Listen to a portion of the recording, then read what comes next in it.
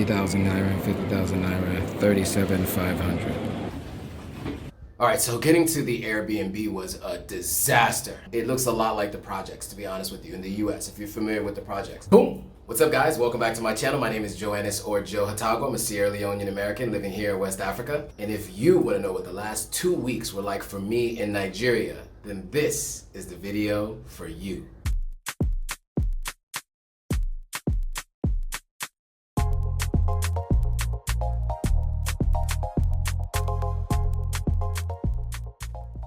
All right, cool. So we're in week 67 and 68. Now this is part one. We're gonna talk about what it was like leaving Ghana and getting to Nigeria and all of the things that happened the first couple of nights that I was there. We're gonna go through what it was like on the flight and the airport and the airport lounge, all of that, changing my money, getting a new MiFi, getting a new SIM card so I could have a local phone number, and then we're gonna go through everything pertaining to that first couple of nights with the Airbnb. It was a disaster, so you have to check this out. Okay, cool. First things first, I actually went down and changed my money. So I had Ghana Cedis. What I did was I converted those to Naira. Because it's always, for me, it's better to do that in the country in which I'm used to, and I know where I'm at, and know what's going on, and I know different people. So I actually changed the money while I was in the Accra airport to Naira before I left, because I was told that my local bank cards may not work. International bank cards work well in Nigeria, but local bank cards don't, and I didn't have my international card, so I had to use my EcoBank or my UBA bank, and both of them I was sure might not work, which you'll find out later in a second what happened when I got there. So I had to just get cash. So I made sure I did the cash exchange in Ghana before I got on that flight.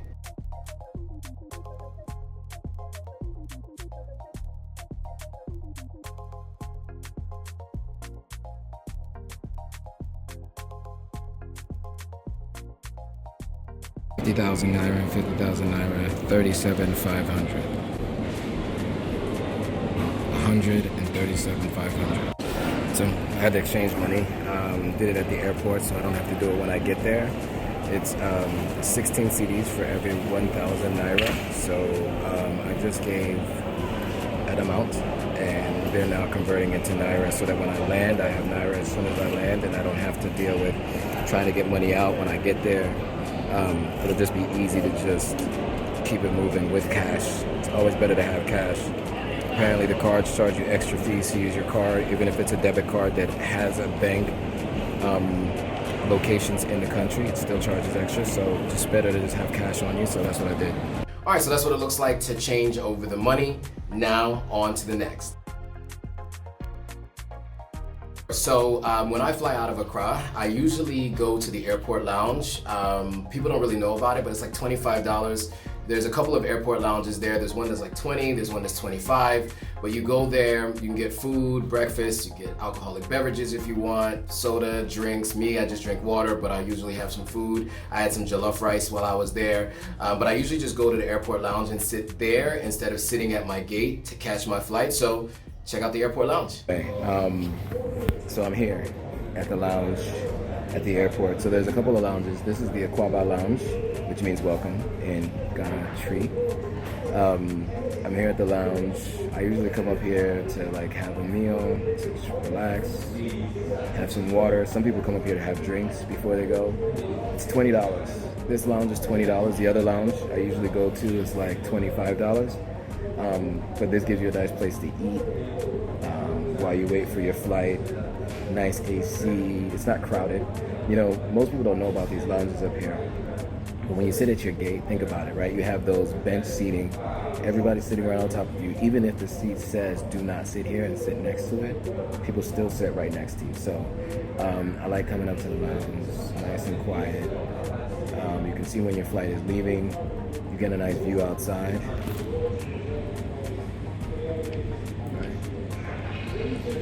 It's a nice day out there. I got plenty of space. There's not a lot of people here.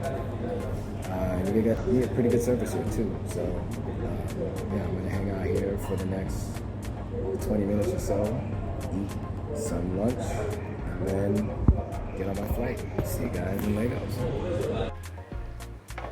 All right, thank you. And a water, please. Okay, thank you. Okay, cool. So that was the airport lounge. On to the next.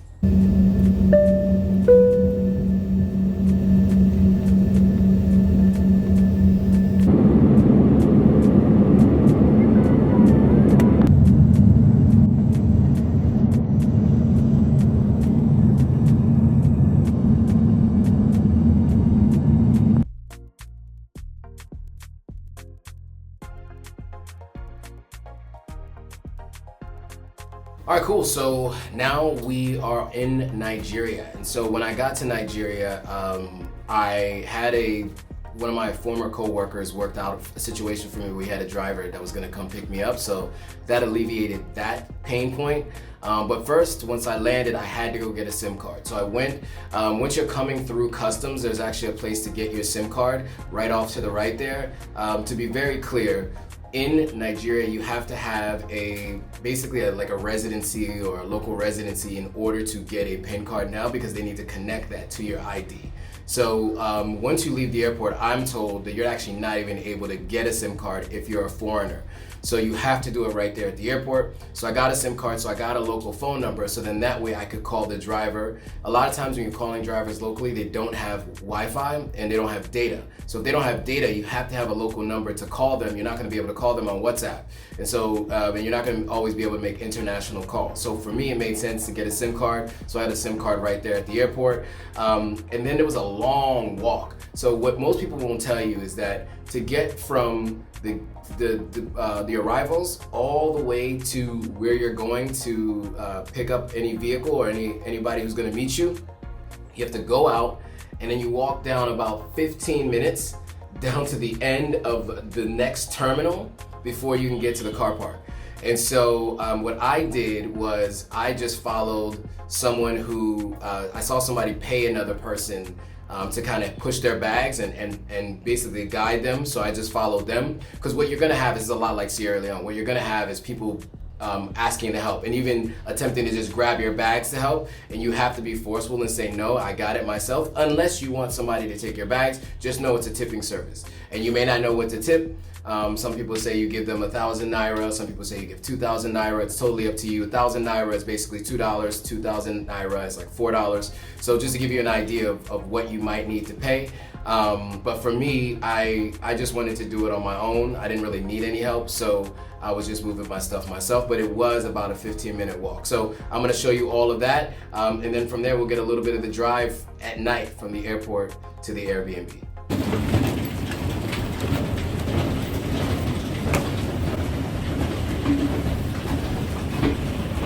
People here are like Sierra Leoneans.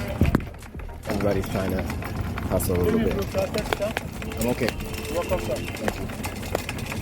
I'm okay. Thank you. Yeah, so everybody has a taxi. Everybody's hustling to exchange dollars. About a 10-minute walk to the car park. It's not so obvious where the car park is. Just started following them, and I got to the car park.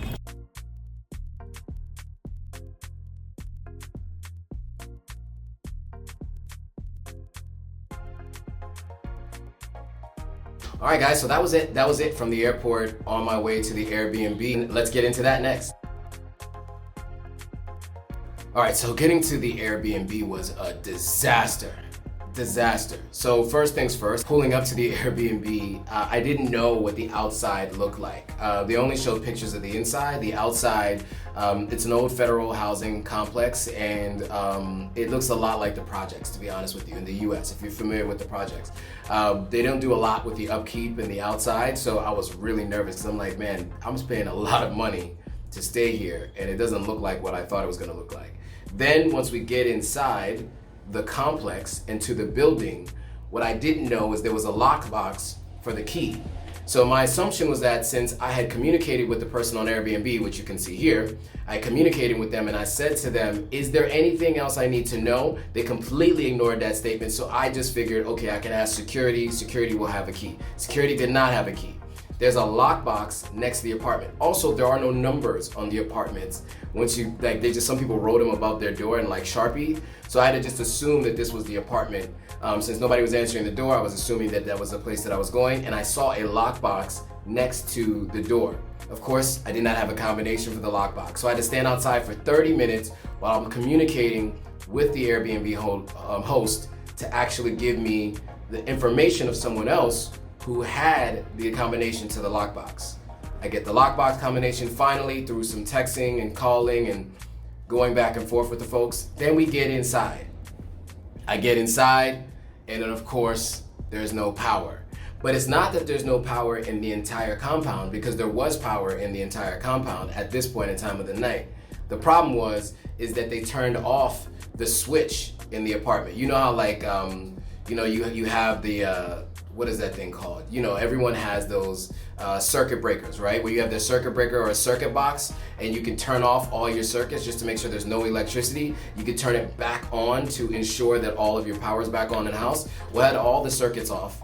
And so that person had to show me how to do that. And then again, that person had to show me how to get on the Wi-Fi. And so it was basically 3 hours of back and forth before I finally was inside with the AC on, with the Wi-Fi on, and finally like, okay, I can settle in before I go to sleep. This is all that first night. Then on top of all of that, I go to put some food in the fridge. We did a late night order. Go to put some food in the fridge, and the fridge is disgusting.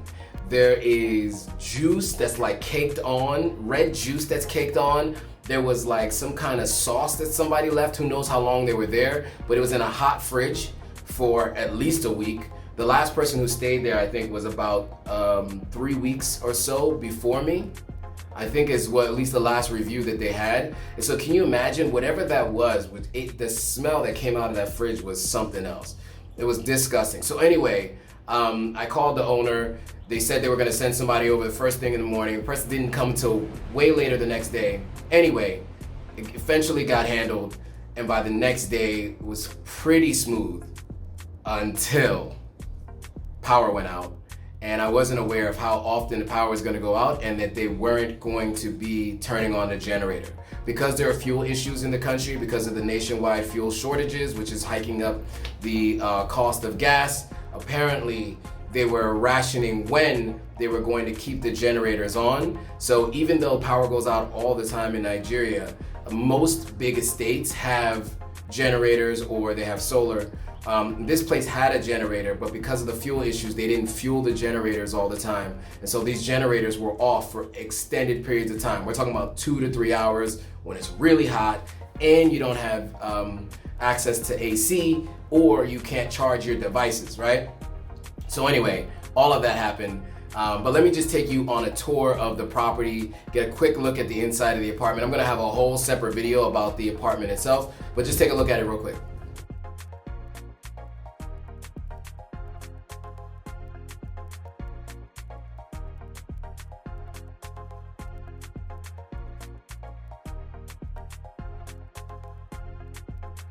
All right guys, we are here in Nigeria and I'm gonna take you on the tour of the place, so check it out.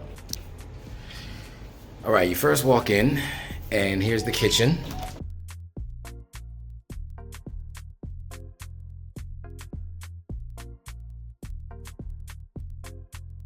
Kitchen.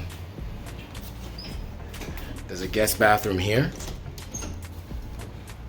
as you can see. All right, and here's the living room.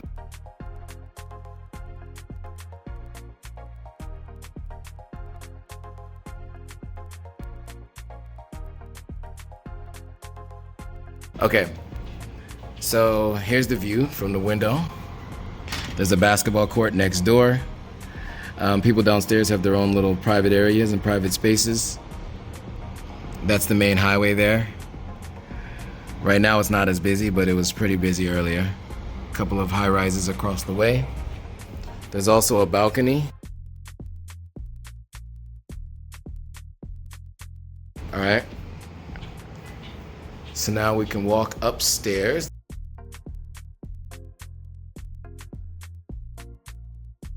All right, so got a little workout area, a little couch. Here's the main bathroom.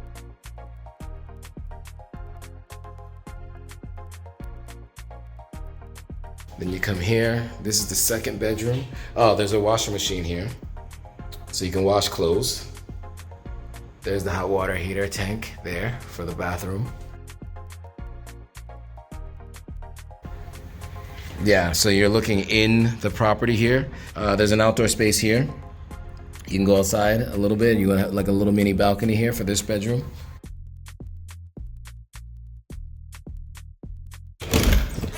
All right, so here's the master bedroom.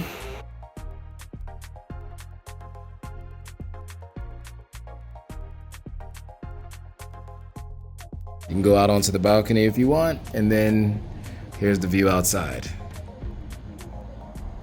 All right, so this is the courtyard in between a couple of the buildings in the federal housing complex here.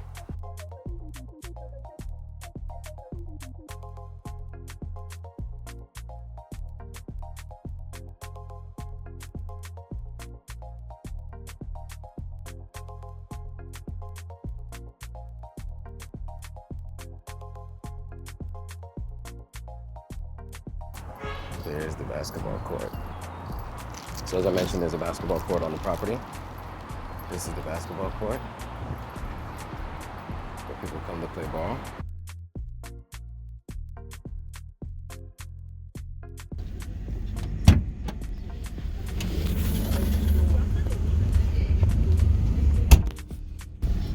So here, before you walk in, they check to see your trunk and check to see if you've stolen anything.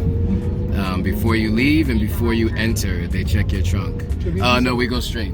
So, you know, speculation is that checking to see if you've stolen anything, but they also check when you come in. So sometimes I wonder if maybe they're checking to see if what you have inside before you come in, and then checking to see what you have when you're leaving, to ensure that you haven't left with anything that doesn't belong to you.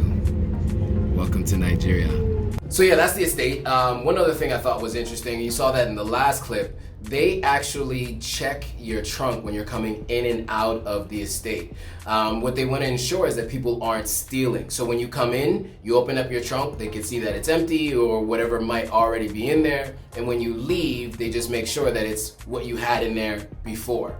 They are really strict on this. Apparently this was a big issue in the past at some point, which is why you have to institute something like this. And so that's one of the major differences, I think, between what my experience has been like being in Nigeria versus Sierra Leone or Ghana. I've never been somewhere where they have to check your trunk to ensure that you're not stealing anything when you're coming in and out of somewhere. So yeah, anyway, that's the house update where I stayed.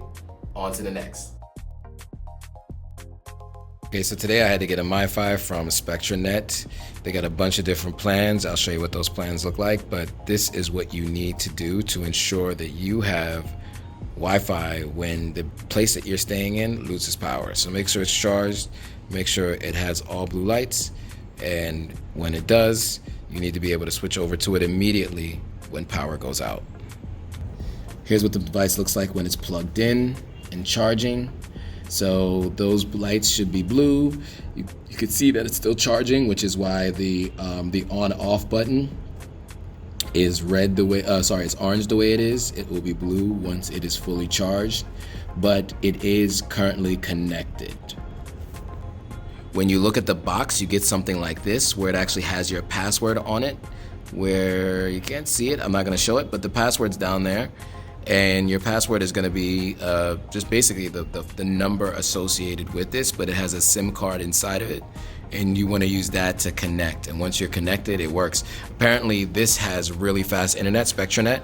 It's one of the best. Some people use this for their home, and then they also use it for a MiFi. So if you're wondering what you want to use when you're in Nigeria, this is the one. All right, cool. And so next, we're just gonna take a quick look at the traffic. The traffic in Lagos is pretty crazy. Like anywhere else in any other major city, there's a lot of cars on the road, but there are so many people in Lagos. They say 25 million people, some people say 30 million people. There are a lot of people in Lagos. And even just in Victoria Island, the traffic can be pretty crazy. So let's just take a quick look at the traffic. Nigeria's biggest problems is its traffic. Check this out.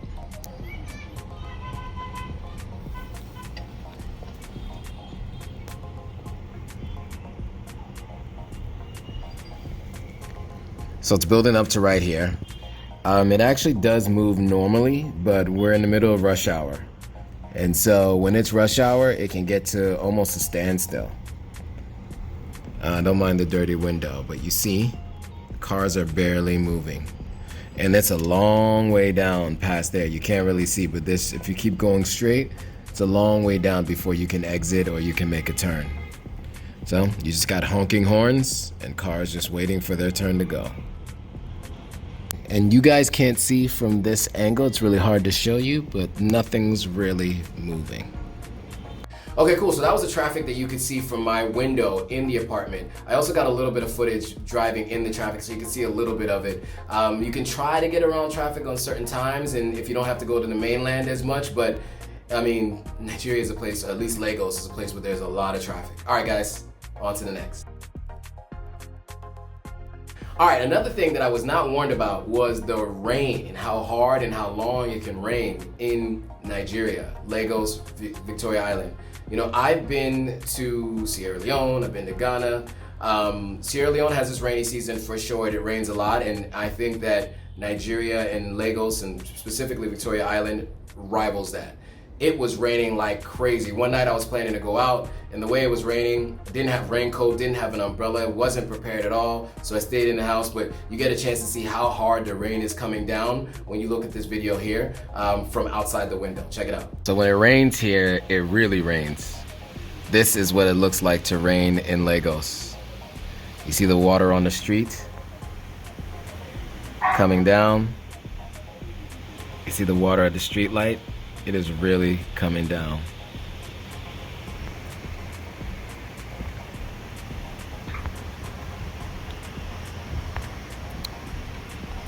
And the cars are driving through it.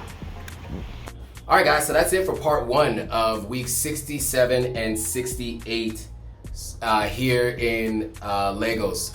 Look, guys, it was a wild experience to begin with, but it ended up working out in the end. I had a lot of great meetings, went to a bunch of great restaurants, and got a chance to kind of see Victoria Island for what it is. So in the next video for part two, I'm gonna go into what exactly were all the best restaurants that I went to, what's the best places to work, all of that. So make sure you stay tuned. If you like this content, and if you would ever stay here at this place, $102 a night, or if you're ever thinking about coming to Nigeria, let me know in the comments. We want to know, we want to hear from you if this place, you would stay in this place, and what you would have done in the situation if you found out what I went through. I ended up getting $200 back on my rental, but do you think I should have gotten more? Let me know what you guys think after I went through what I went through that first night at the Airbnb. All right, guys, if you like this content, go ahead and hit that like button, hit that notification bell, make sure you hit all so you get notified every time a new video comes out. And of course, if anybody's planning to go to Nigeria, make sure you share this video with them so they know what to expect. All right, guys, thanks for watching. See you all in the next video.